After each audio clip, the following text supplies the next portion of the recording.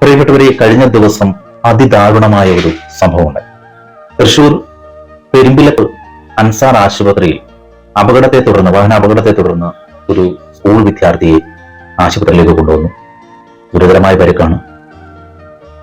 വൈകാതെ തന്നെ ആ കുട്ടി മരണപ്പെടുകയും ചെയ്തു. ഈ കുട്ടി ഏതാണെന്ന് ആർക്കും അറിയില്ല.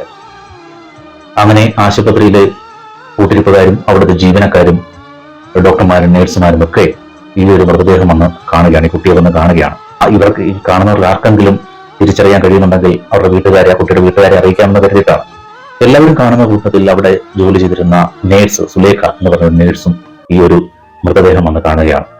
നിമിഷ നേരം കൊണ്ട് അവർ ബോധം കെട്ടു വീഴും. ആർക്കും അപ്പോഴൊന്നും മനസ്സിലായില്ല. പക്ഷെ സംഭവം ഈ സുലേഖയുടെ മകനാണ് ഈ മരണപ്പെട്ട് കിടക്കുന്നത്. അൽഫൗസാൻ എന്നാണ് ഈ കുട്ടിയുടെ പേര്. സുലേഖയും ഭർത്താവും ഈ ആശുപത്രിയിലാണ് ജോലി ചെയ്യുന്നത്. ഈ കുട്ടിയെ ട്യൂഷന് വിട്ടിട്ടാണ് അവര് ജോലിക്ക് വന്നത്.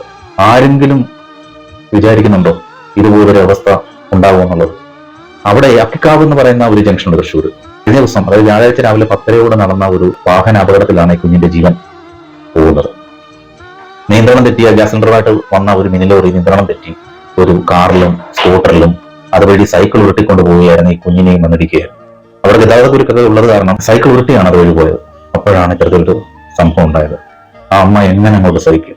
രാവിലെ ട്യൂഷനും പറഞ്ഞ് വിട്ടിട്ട് അവരവരുടെ ജോലിക്ക് പോകുമ്പോൾ ആ ആശുപത്രിയിൽ ഇതുപോലെ മരിച്ച നിലയിൽ ആ ഒരു അമ്മയുടെ മകനെ കാണുമ്പോൾ എങ്ങനെ അങ്ങോട്ട് സഹിക്കും? ഒരു വല്ലാത്ത ഭീകരമായ ഒരു അവസ്ഥ എന്ന് വേണം പറയാൻ. ശരിക്കും ഈ ഒരു വാർത്ത കണ്ടപ്പം നമ്മുടെ കണ്ണ് നിറഞ്ഞു പോയെന്ന് വേണം പറയാൻ. ആരുടെയും കരളലിയിക്കുന്ന ഒരു കാഴ്ചയാണ് അൻസാർ ആശുപത്രിയിൽ ഉണ്ടായത്.